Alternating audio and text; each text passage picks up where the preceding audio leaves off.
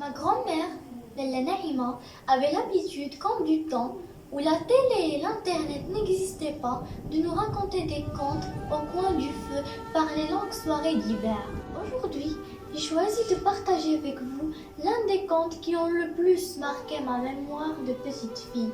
Mais je préfère le raconter avant de révéler la leçon de morale de ce conte qui a changé ma vie et mes visions des choses. J'espère que ce sera aussi le cas pour vous, chers spectateurs et chers auditeurs. Mon conte est intitulé Le porteur d'eau. Un porteur d'eau avait deux grandes jarres suspendues aux deux extrémités d'une pièce de bois qui épousait la forme de ses épaules. L'une des jarres avait un éclat, et alors que l'autre jarre conservait parfaitement toute l'eau de source jusqu'à la maison du maître. L'autre jarre perdait presque la moitié de sa précieuse cargaison en cours de route. Cela dura 2 ans pendant lesquels chaque jour le porteur d'eau ne livrait qu'une jarre et demie d'eau à chacun de ses voyages. Bien sûr, la jarre parfaite était fière d'elle puisqu'elle parvenait à remplir sa fonction du début à la fin sans faille. Mais la jarre abîmée avait honte de son imperfection et se sentait déprimée parce qu'elle ne parvenait à accomplir que la moitié de ce dont elle était censée être capable. Le porteur d'eau fut touché par cette confession et plein de compassion répondit: « Au moment où nous retournons à la maison du maître, je veux que tu regardes les magnifiques fleurs qu'il y a au bord du chemin. » Au bout de 2 ans, de ce qu'elle considérait comme un échec permanent, la jarre endommagée s'adressa au porteur d'eau au moment où celui-ci la remplissait à la source. « Je me sens coupable, je te prie de m'excuser. »« Pourquoi ?» demanda le porteur d'eau. « De quoi tu as honte ? Je n'ai réussi qu'à remplir la moitié de ma cargaison d'eau à notre maître. Pendant ces 2 ans, et à cause de cet éclat qui fait fuir l'eau, par ma faute, tu fais tous ces efforts et à la fin, tu ne livres à notre maître que la moitié de l'eau.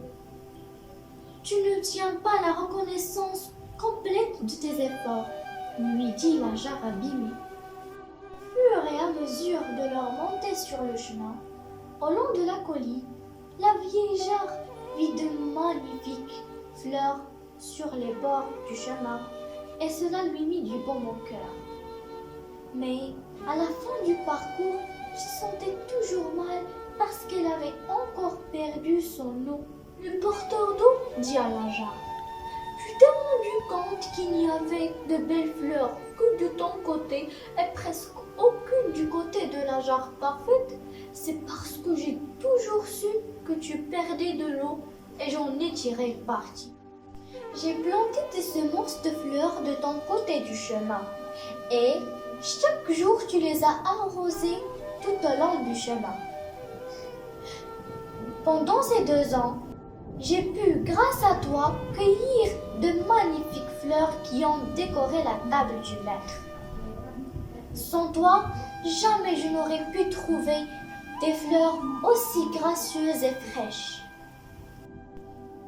La leçon de morale que nous pouvons tirer de ce beau conte et à mettre en rapport avec la situation que nous vivons aujourd'hui. Les choses que nous jugeons mauvaises et même néfastes peuvent se révéler avantageuses et bénéfiques. Le corona nous a privés de plusieurs choses et nous en a appris plein d'autres. La solidarité, le vivre ensemble, la patience et d'autres valeurs encore.